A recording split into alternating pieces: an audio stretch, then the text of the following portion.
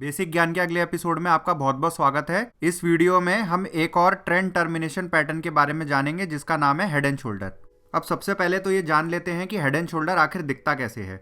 मान लीजिए कि कोई एक ट्रेंड चल रहा है इस तरह से, उसके बाद हम देखते हैं कि एक करेक्शन की शुरुआत हो जाती है और करेक्शन के बाद भी जो है स्टॉक अपने हाई के ऊपर निकल जाता है और उसके बाद फिर वापस लौट के अपने पुराने डिप के पास वापस आ जाता है। फिर वहां से एक और उछाल आता है और फाइनली यहां से स्टॉक नीचे की तरफ आ जाता है। तो इसमें मिडिल पार्ट को हेड बोला जाता है और बाकी दोनों पार्ट्स को शोल्डर कहा जाता है।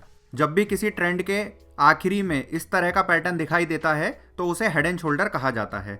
अब ये कैसे पहचाना जाता है? सबसे पहले तो जब एक डिप लग जाती है तो उसके बाद हमें इन दोनों लाइनों को मिलाते हुए एक लाइन को एक्सटेंड कर देना होता है। अब यदि स्टॉक उस प्राइस पे वापस डिप लगा के अगर ऊपर जाता है और जब भी इस वाले पॉइंट को तोड़ के, यानी ये वाली जो लाइन थी इसको तोड़ के जब भी प्राइस नीचे आएगा तो यहाँ पे कंफर्म हो जाएगा कि ये head and shoulder pattern activate हो गया है। और अगर आप इस जगह पर अगर एंट्री लेते हैं तो आपके लिए सीधा सीधा जो स्टॉप एरिया होता है, यानी कि जहां से वापस लौटने पर ट्रेंड ऊपर की तरफ दोबारा चेंज हो सकता है, वो यहाँ पे दो एरियाज होते हैं। एक तो इस वाले एरिया को, यानी कि ये वाला जो एरिया है हेड का जो टॉप होता है, वो सबसे पहला एक स्टॉप एरिया होता है। दूसरा स्टॉप एरिया यहाँ पर होता है, यानी अगर स्टॉक ये घूम के आया यहाँ से और यदि इस पॉइंट के ऊपर निकल गया तो हमें सावधान होना चाहिए कि ये ट्रेंड दोबारा से ऊपर की तरफ चेंज हो गया है। और यदि ये इसके ऊपर निकल जाए तो इस चीज का कंफर्मेशन आ जाता है कि अब ये स्टॉक ऊपर की तरफ जा रहा है, ना कि नीचे की तरफ। सेम यदि इसको हम उल्टे सिनेरियो में देखें, यदि कोई स्टॉक नीचे की तरफ लगातार गिरता जा रहा है, उसका ट्रेंड नीचे की तरफ है, और अगर वहां पे हमें same to same head and shoulder का पैटर्न उल्टा दिखाई देता है, यानी सबसे पहले एक शोल्डर बनेगा, उसके बाद एक हेड बनेगा, फिर एक शोल्डर बनेगा, ये तीनों के तीनों पॉइंट्स एक ही सिधाई के लगभग में होने चाहिए। ये थोड़े बहुत तिरछे भी हो सकते हैं पर बहुत ज़्यादा तिरछे नहीं होने चाहिए। उसके बाद जैसे ही इस लाइन को कट करके प्राइस ऊपर की तरफ जाता है तो यहाँ पे हेड एंड शोल्डर कन्फर्म हो जाता है। पर इसमें और इसमें यह डिफरेंस है कि इसको रिवर्स हेड एंड शोल्डर कहा जाता है। तो चलिए कुछ प्रैक्टिकल एग्जाम्पल से इसको समझते हैं।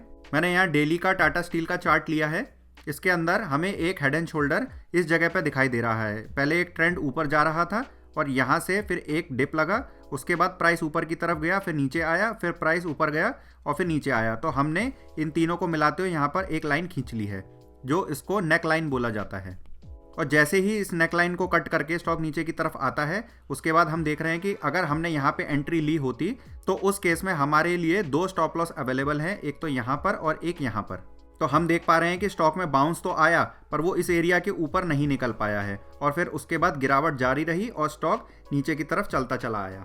और यदि हमें चार्ट पर हेड एंड शोल्डर पैटर्न दिखाई देते हैं तो उनको हमें अंडर एस्टिमेट नहीं करना चाहिए।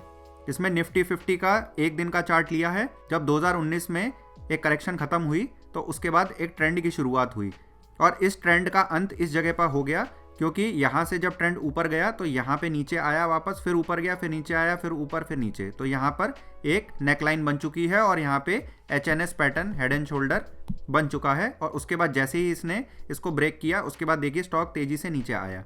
ये जमुना ऑटो का एक वीक का चार्ट लिया है। इसके अंदर देखेंगे कि डाउन ट्रेंड चल रहा था और डाउन ट्रेंड के बाद यहाँ पर सबसे पहले एक डिप लगा, फिर प्राइस ऊपर आया, उसके बाद फिर प्राइस नीचे गया, फिर ऊपर आया, फिर नीचे और ऊपर। और यहाँ पे हम देख पा रहे हैं कि अगर हमने यहाँ पे एक नेक लाइन को ड्रॉ किया है तो ये एक रिवर्स हेड एंड शोल्डर बन चुका है। और जैसे ही यहाँ पे प्राइस ने इसको बड़ी कैंडल के साथ ब्रेक किया ऊपर की तरफ और उसके बाद स्टॉक में तेजी आ गई है। यानी कि दोनों तरफ के ट्रेंड जब भी खत्म होने वाले होते हैं तो हमें इस टाइप के पैटर्न्स भी दिखाई देते हैं हेड एंड शोल्डर, जिनकी सहायता से हम ये आइडेंटिफाई कर सकते हैं कि इस स्टॉक का ट्रेंड किसी भी साइड का खत्म हो रहा है कि नहीं हो रहा है। इसी तरह से इंटरग्लोब एविएशन का यहाँ पे एक दिन का चार्ट दिखाया है मैंने। इसमें छोटा सा एक हेड एंड शोल्डर रिवर्स वाला बना है। यहाँ पर देखेंगे कि एक डाउन ट्रेंड सा चल रहा था, उसके बाद यहाँ पर एक हमने यहाँ पे डिप देखा है और यहाँ पे एक हेड बना और यहाँ पे एक शोल्डर बना। उसके बाद ये नेक लाइन को काट के ऊपर की तरफ हाई वॉल्यूम के साथ में भी गया है और बड़ी कैंडल भी बनी है। उसके बाद देखेंगे कि स्टॉक में तेजी आई है। ऐसे ही इससे पहले भी हुआ था, जब स्टॉक नीचे की तरफ आ रहा था तो यहाँ पे एक टेम्परेरी बॉटम बनी थी। उस केस में भी देखिए स्टॉक नीचे आया और फिर ऊपर, फिर एक हेड बनाया, फिर ऊपर गया, फिर नीचे आया और दूसरा शोल्डर बनाने के बाद इस नेक लाइन को क्रॉस करके ऊपर की तरफ गया। जब तक इस वैल्यू या इस वैल्यू के ऊपर स्टॉक बना रहेगा तब तक इसमें रिवर्सल के कोई संकेत नहीं दिखाई देंगे। फिर हमने देखा कुछ दिनों बाद स्टॉक वापस घूम के इन लेवलों के नीचे आने लगा और उसके बाद फिर गिरावट बढ़ गई। तो इस तरह से इस पैटर्न की सहायता से और डबल टॉप और डबल बॉटम जो हमने पिछली वीडियो में देखा था, इनकी सहायता से हम किसी ट्रेंड के अंत को पहचान सकते हैं। आगे आने वाली वीडियोस में भी इसी तरह से आपको और भी ट्रेंड टर्मिनेशन पैटर्न और अलग तरह के पैटर्न्स के बारे में भी जानकारी मिलेगी। तो अगर आपने अभी तक इस चैनल को सब्सक्राइब नहीं किया है तो आप इसको सब्सक्राइब भी कर सकते हैं। अगर आपने अभी तक हमारा फ्री टेलीग्राम चैनल ज्वाइन नहीं किया है तो उसका लिंक डिस्क्रिप्शन के अंदर है, आप उससे ज्वाइन कर सकते हैं। Thank you and have a nice day.